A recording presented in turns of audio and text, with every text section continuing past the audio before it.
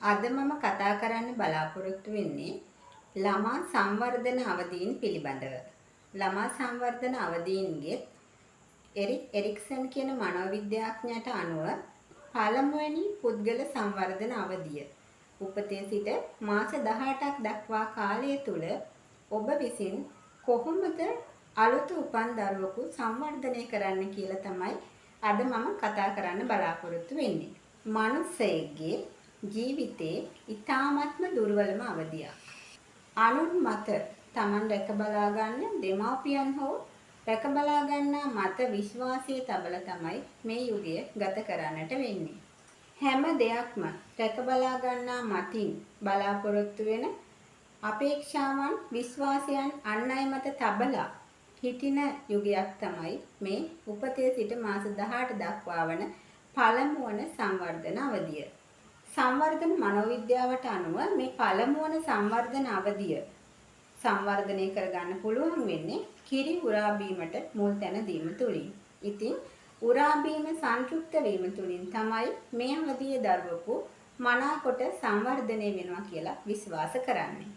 රැකවරණයේ සලසන්නාගේ ආදරය, උණුසුම, ආරක්ෂාව සහ ආහාර සැපයීම මත විශ්වාසයේ තබන ලදරුවා තමන්ට අනිත් අයගෙන් කරදරයක් හිරිහැරයක් වෙන්නේ නැහැ කියලා මේ ලෝකයේ විශ්වාස කරන්න පටන් ගන්නෙ රැක බලා ගන්නා කෙරෙහි ඇතිවන විශ්වාසය හෝ අවිශ්වාසය මත තමන්ගේ කුස පිරුණම උණුසුම සීතල නිසියාකාරයට පවත්වාගෙන යන්න සලුපිලි සූදානම් කරලා දුන්නම සත්තුන්ගෙන් මදුරුවන්ගෙන් වෙන හානි වැළැක්වුවහම මේ දරුවා ලෝකේ විශ්වාස කරනවා තමන්ට නිසි රැකවරණයක් ලැබෙනවා කියලා. කඩින් කඩවන බාධක, කම්කටොළු සහ කැළඹිලි තත්වයන් මේ දරුවට දැනෙනවා. ඇඟට රස්නේ වැඩි වෙනවා, සීතල වැඩි වෙනවා. මේ දේවල් වලදී රැක බලා ගන්නා ඉදිරිපත් වෙලා දරුවාගේ අවශ්‍යතා සම්පූර්ණ කරන විට මේ දරුවා ලෝකයේ විශ්වාස කරන්න පටන් ගන්නවා. එයා මේ ලෝකයට ඕන. ලෝකයේ මාව බලාගෙන ඉන්නවා. ලෝකයේ මාව බලා ගන්නවා කියන විශ්වාසයෙන් තමයි මේ දරුවා එතන ඉඳලා ඇති දැඩි වෙන්නේ.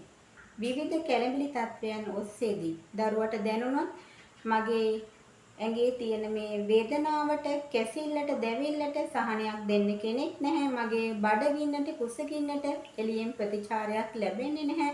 මට උණුසුම නැහැ, ආදරය නැහැ, ආරක්ෂාව නැහැ කියන එක දැනුණු ගමන් මේ දරුවා කෑ ගහනවා, අඬනවා. එයා සමාජයේ විශ්වාස කරන්නේ නැහැ. අවට පරිසරයේ විශ්වාස කරන්නේ නැහැ. ඉතින් මෙන්න මේ தത്വයට තමයි එරික් එරික්සන් කියන මනෝවිද්‍යාඥයා කියන්නේ විශ්වාසයට එරෙහි අවිශ්වාසය මත පදනම් වෙලා තමයි මේ සංවර්ධන අවධිය ගොඩනැගෙන්නේ කියලා. කායික ශක්තිය අවම මේ මුල් සංවර්ධන අවධියේදී ඒ විශ්වාසයේ බිඳ වැටුණොතින් වැඩි වී පැමිණුනහම ඇතැම් විටක තමන්ගේ සමීපතමයන් විශ්වාස නොකිරීම, තමන්ගේ ලිංගික සහකාරිය අනවශ්‍ය ලෙස සැක කිරීම, ඒ වගේම වටපිටාව පිළිබඳ හැම වෙලෙම අවිනිශ්චිතතාවයකින්, ඒ කියන්නේ විශ්වාසයේ තැබිය නොහැකි බොරුකාරයෝ, රැවටිලිකාරයෝ, වංචාකාරයෝ ඉන්නවා කියලා අනවශ්‍ය ප්‍රමාණයට සැක සහිතව ලෝකයේ දකින දරුවෙකු බිහි වෙන්නට ඉඩ තියෙනවා. විශේෂයෙන්ම මේ උරා බීම කියන తත්වය සන්තුෂ්ත වුණාම තමයි මුල් අවධිය සංවර්ධනය වෙනවා කියලා සැලකෙන්නේ. ඉතින් මේ උරා බීම නිසි ලෙස සිදු නොවුනහම ඇතැම් විට පරීක්ෂකයන් ප්‍රකාශ කරනවා. ඒ වගේම සමාජ අපගමනවලට, මානසික දුර්වලතාවලට, යම් විකෘති චර්යාවලට ලක්වුණු පුද්ගලයන්ගේ ඉතිහාසය සොයලා බලනකොට ඇත්තටම ඔවුන්ට නිසි පරිදි රැකවරණයක්, සෙනෙහසක් ලැබිලා නැහැ කියන தત્ත්වය තමයි හොයාගන්නට, දැනගන්නට ලැබිලා තියෙන්නේ. ඉතින් මෙවැනි දරුවෙකු සමාජගත වීම තුළ සමාජ ප්‍රගමණයට හානි කරවන අයුරින් අපගමන චර්යාවලට, මද්ද්‍රව්‍ය වලට, දුම්මැටි වලට යොමු වුණු දරුවන් බිහි වෙන්නට පුළුවන්.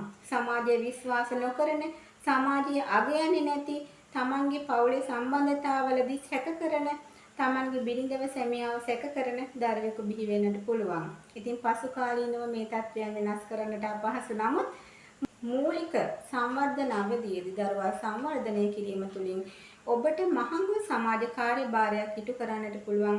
අනාගත සමාජයේ අභිවෘද්ධිය වෙනුවෙන් රැක බලා ගන්නකු මවකු පියකු වශයෙන්. ඉතින් ඔබේ යුතුයකම ඉටු කරන්න මුල් සංවර්ධන අවධිය යහපත් ලෙස වර්ධනය කිරීම තුළින් ඔබට පුළුවන් මේ සමාජ ප්‍රගමනයට දායක වෙන්න.